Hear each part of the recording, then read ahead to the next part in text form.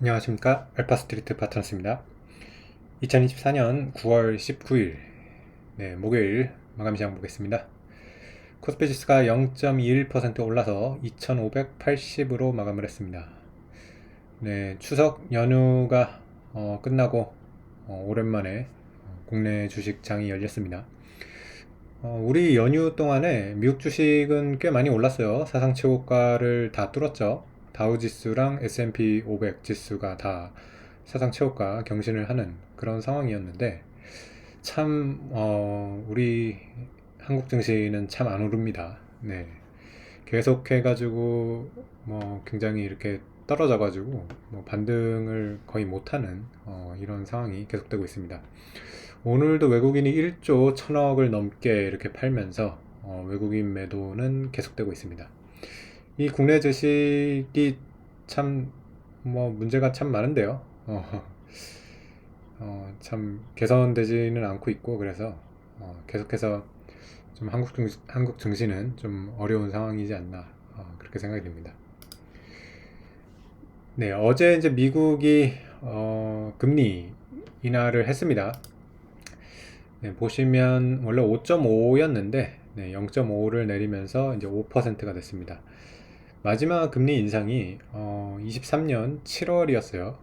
그러니까 1년 거의 2개월 만에 이렇게 1년 2개월 동안 5.5%가 유지가 되다가 이렇게 0.5%를 내렸습니다. 참 기다리던 금리 인하였고요. 0.25냐 0.5냐 가지고서 말이 많았는데 결국에는 0.5를 내렸네요.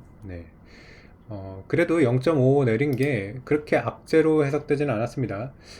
장 마감은 조금 하락을 해서 마감을 했는데 S&P가 0.3%, 다우도 0.2% 정도 이렇게 빠지면서 마감을 했는데 오히려 이제 장 후에 괜찮다 이렇게 또 긍정적으로 지금 해석이 되고 있는 것 같아요. 그러면서 선물이 지금 나스닥 같은 경우는 1.7% 가까이 오르고 있고요. S&P 같은 경우도 1% 넘게 이렇게 오르고 있어서 우선은 연준의 이제 금리 인하를 긍정적으로 보고는 있습니다. 일단 보험적 인하라고 얘기를 했고요. 그래서 보험적 인하라면 사실은 그게 사실이라면 좋습니다.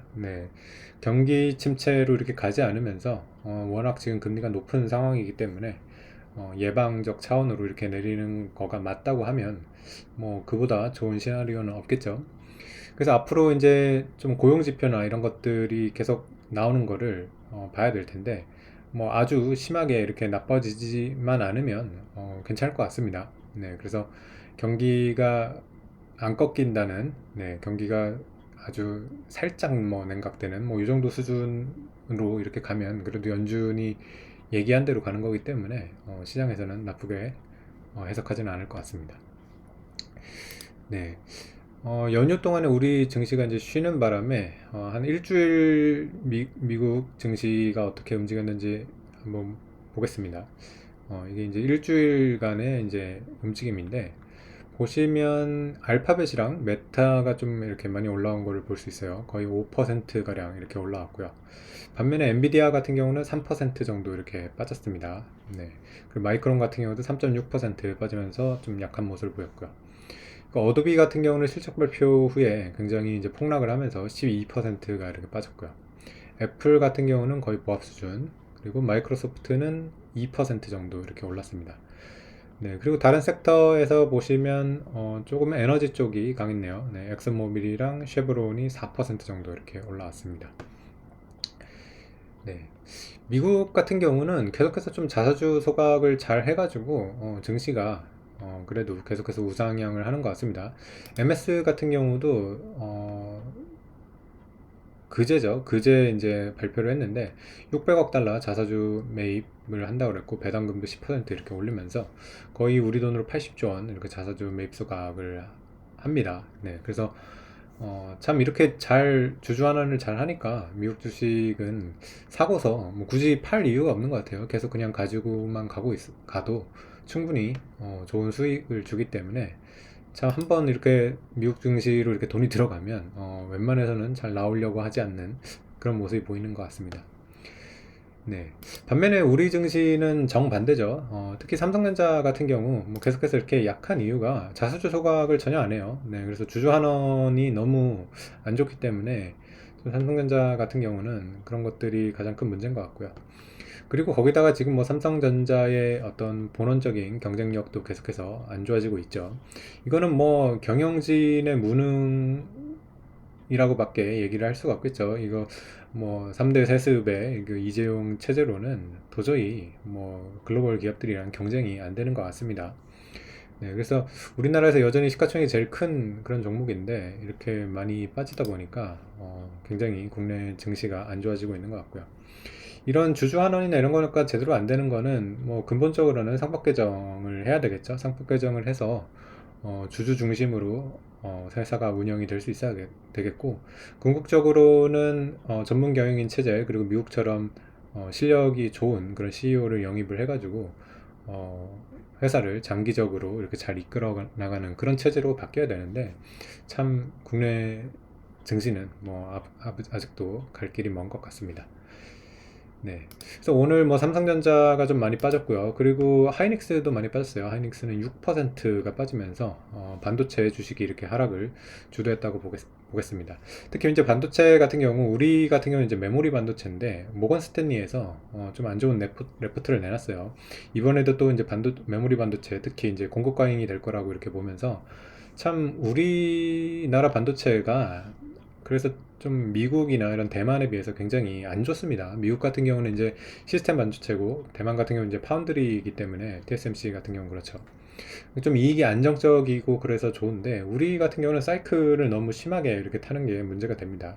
특히 삼성전자 같은 경우는 이게 주주환원이 안 되는 것과 또 연관이 돼 있는 것 같아요. 결국에는 주주환원이 잘 안 되기 때문에 자사주 소각 같은 데다 이제 돈을 쓰지를 않고 있기 때문에 계속해서 과잉 투자가 될 수밖에 없고 이 과잉 투자 때문에 생산이 너무 많아져 가지고 네, 결국에는 제값을 못 갚게 못 받고 이렇게 메모리를 팔게 되다 보니까 자꾸만 이렇게 사이클에 따라 가지고 업황이 좋을 때는 뭐 좀 이익이 많이 날 수도 있겠지만은 업황이 안 좋아질 때 이 공급 과잉이 되면서 거의 뭐 적자 수준까지 이렇게 가게 돼버리는 굉장히 안 좋은 이런 지금 상황을 스스로 만들고 있는 것 같아요. 네, 그래서 참 우리나라 지금 1, 2 기업이 이 모양이 꼴이어가지고 상당히 지금 좀 안타까운 것 같고요. 네, 반면에 뭐 다른 섹터들은 그래도 좋았습니다. 다른 섹터들이 그래도 많이 좋았는데, 워낙 이 반도체가 좀 차지하는 비중이 높다 보니까 지수로는 그렇게 크게 상승을 하지는 못하는 것 같습니다. 네, 우선은 지금 현대차 쪽은 꽤 괜찮은 것 같아요. 오늘도 3.8% 현대차 이렇게 오르면서 주요 기업 중에서는 가장 좋은 모습을 보여줬고요. 그리고 삼성바이오로직스도 한 6% 가까이 오르면서 바이오 쪽도 좀 좋은 모습을 보여주고 있습니다. 삼성바이오로직스 같은 경우는 오늘 105만 원까지 오르면서 사상 최고치 경신을 했습니다. 네, 그래서 이런 상황에서도 사상 최고치를 경신하는 종목이 있었습니다. 네. 삼성바이오로직스 같은 경우는 시총도 이제 75조 수준 가까이 되면서 상당히 지금 이제 규모상으로도 커지고 있는 그런 것이 보입니다. 네, 그리고 금융주 같은 경우도 뭐 나쁘진 않았습니다. KB금융이 0.8% 올랐고요. 그리고 메리츠금융 같은 경우는 2% 이렇게 오르면서 메리츠금융주주 같은 경우도 오늘 고가가 95,400원인데 거의 뭐 사상 최고치 근처로 이렇게 다시 오는 그런 모습입니다. 메리츠금융주주 같은 경우도 계속해서 자사주 소각을 잘 하고 있기 때문에 뭐 조만간 다시 뭐 사상 최고치 경신할 수 있지 않을까 이렇게 보고 있습니다. 우리나라 주식 중에서 몇 안 되는 좀 그래도 괜찮은 주식인 것 같아요. 메리츠금융주주 같은 경우도 뭐 꾸준히 올라가면 뭐 다시 언젠가는 또 10만 원대 넘는 그런 모습을 볼 수 있지 않을까 네 그렇게 생각이 됩니다. 네. 그리고 현대일렉트릭 같은 경우 오늘 11% 이렇게 오르면서 변압기 종목도 오늘은 이렇게 좀 많이 올라왔네요. 네. 그래서 좀 지수상으로는 상당히 좀 아쉽긴 합니다. 지금 코스피 지수가 2,500대에 이렇게 머물고 있다 보니까 참 네, 다른 나라 증시들은 다 사상 최고치를 이렇게 경신을 해가지고 가고 있는 그런 상황이라서 코스피가 좀 발을 맞춘다 그러면 뭐 진작에 4천이 넘어야 됐을 것 같은데 너무 지금 우리 증시는 안 좋죠.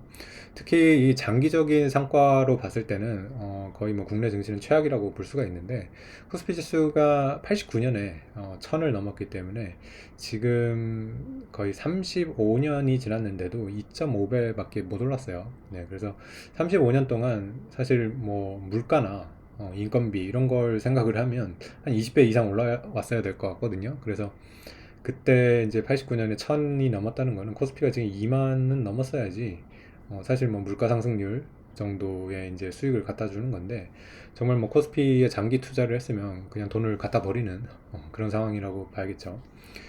네, 그래서 결국에는 뭐 장기 투자로는 계속해서 미국 증시로밖에 돈이 쏠릴 수밖에 없는 그런 상황이고요.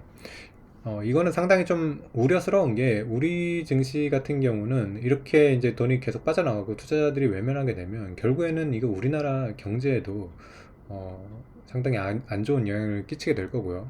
특히 우리나라 같은 경우는 지금 부동산은 또 서울 부동산을 중심으로 계속해서 이렇게 올라가고 있는 그런 상황이라 가지고 이게 굉장히 지금 국가적인 이런 자산 배분이 상당히 지금 안 좋죠.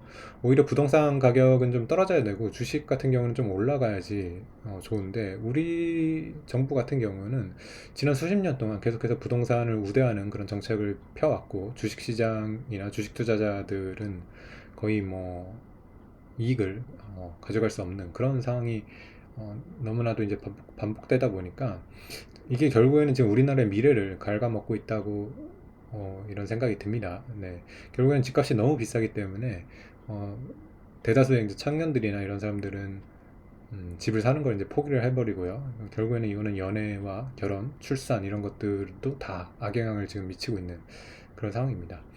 그래서 참 우리 같은 경우도 좀 증시 선진화를 해가지고 증시가 좀 꾸준히 올라갈 수 있는 우상향이 될 수 있는 그런 제도로 좀 바뀌어야 되는데 네, 뭐 아직까지는 좀 그런 지금 진전이 너무 없는 것 같아가지고 좀 안타까운 그런 마음입니다.